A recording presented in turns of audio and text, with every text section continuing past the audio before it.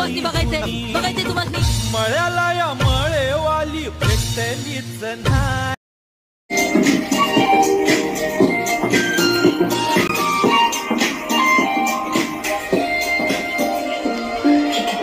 करते सांगू शकत नाही तुझ्या विना माझे कधी दिवस निघत नाही.